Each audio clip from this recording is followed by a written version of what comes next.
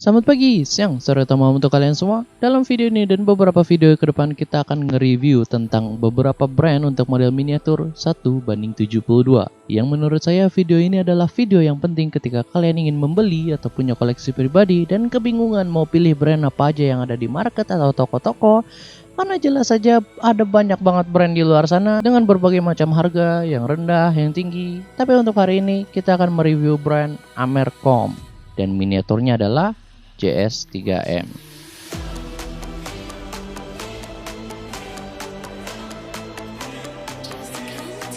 Untuk kalian pecinta tank mungkin udah tahu ini tank apa, jadi saya nggak akan ngejelasin sejarah tanknya, tapi video ini akan lebih ngefokuskan kepada kualitas barang tersebut. Pertama-tama harganya adalah kisaran 275.000. Ini bisa dibilang brand yang tergolong mahal harganya. Kelihatannya penjual masih punya banyak stok pada tokonya, jadi untuk kalian yang berminat silahkan. Tapi mohon nonton video ini dulu karena ada beberapa hal buat saya kurang rekomendasi untuk memilih model pada brand ini. Oh iya, brand Amercom ini memiliki display case bawaan, jadi nggak perlu susah-susah untuk kalian mencari diorama untuk tanknya karena ini udah ada bawaannya.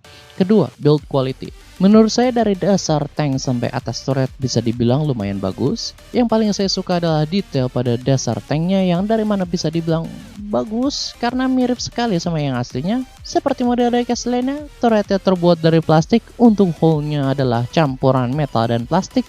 Detailing pada tank itu sendiri bisa dibilang solid sekali. Bagian yang saya suka adalah depannya karena ceritanya ada truk tambahan sekaligus jadi penambah armor, dan di samping turret itu sendiri ada kayak kerahnya gitu.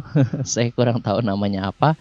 Lanjut ke atap hull-nya, bisa kalian lihat kalau detailnya lumayan ada, walau nggak sedetail seperti brand Agostini pada video sebelumnya. Dan untuk belakangnya bisa dibilang oke lah, tapi dapat disayangkan sekali brand Amercom untuk model JS3M ini banyak sekali aksesoris tempelannya. Alias beneran tempelan itu cuman model lem doang. Seperti di belakang sini bisa kelihatan jelas bekas-bekas lemnya, mana nggak rapih pula. Lihat apa tuh, nggak simetris. Mana juga ternyata ini tuh aksesorisnya adalah dua piece atau dua bagian dan tinggal disatuin aja. Jadi bisa kelihatan banget garis penyambungnya. Dan untuk tracknya, aduh, nggak ada yang bisa dibanggain. Ini penyambung tracknya nggak ada, detailing pada tracknya minim banget. Sebenarnya ada sih lubang-lubang di tracknya, tapi nggak muat ke gearnya. Mana di gear tengahnya nggak ada celahnya coba. Mana ada gearnya tuh kayak gini. Satu-satunya aksesoris yang saya suka adalah machine gun di atas turretnya. Bisa dibilang ini detail dan rapi, walau ada tahu apaan nih di bawahnya, lem kering mungkin. Ketiga, fitur-fiturnya. Gunnya bisa elevasi dan depresi, ya seperti model diecast Panzerkampf pada video sebelumnya. Gunnya ini nggak akan lemes-lemes, jadi maksudnya kalau misalnya dinaikin malah turun-turun. Untuk model ini itu tidak akan terjadi. Dan tentu saja turretnya bisa diputar 360 derajat dalam teori. Karena masalah pertama untuk turretnya adalah aksesorisnya itu sendiri. Bisa kalian lihat di sini kalau ini nabrak, nggak bisa lewat. Jadi caranya untuk beneran 360 derajat adalah kalau misal kalian copot turretnya dan pasang lagi di sisi lainnya. Mana ini turretnya beneran gampang banget kecopot. Jadi justru malah kalau misalnya mau ngelewatin celah copotannya, kan ini kan nabrak-nabrak nih pasti nih, kayak ada penghalang gitulah.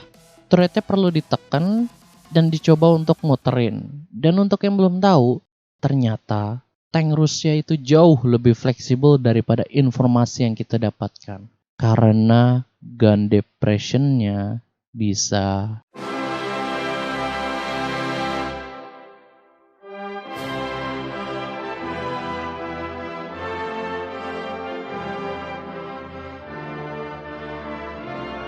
Jadi kesimpulannya gimana? Untuk brand Amercom ini jelas dia lebih ngefokusin kepada bahan modelnya dan mungkin rada sedikit kepada detail. Namun seperti kita bahas tadi, Kalau kelemahannya banyak sekali, mungkin ini cocok untuk kalian yang emang butuh diecast yang ada display case-nya dan emang nggak dimainin alias jadi pajangan doang.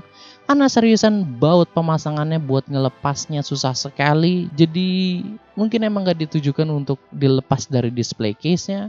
Tapi ya pilihan kembali kepada Anda lagi, apakah untuk mempercayai brand ini atau tidak. Untuk personal opinion, kalau iya harganya 150 ribuan, bisa dibilang masih worth it untuk dibeli. Namun ketika sudah mencapai 250 ribu ke atas, saya sangat tidak rekomendasi kecuali Anda sangat pengen diecast yang punya display case bawaan. Terima kasih untuk kalian yang sudah menonton sampai akhir. You are truly the best. Dan sekali lagi, terima kasih.